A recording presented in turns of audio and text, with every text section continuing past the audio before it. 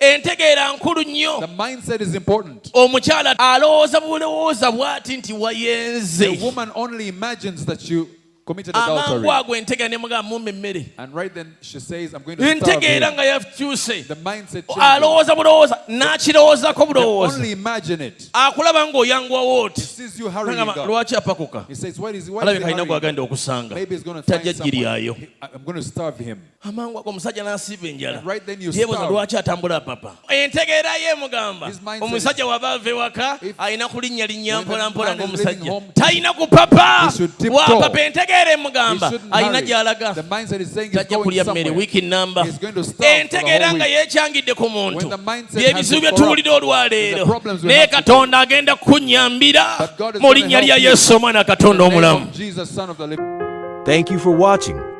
Follow us for more powerful messages at Maya Christian Church.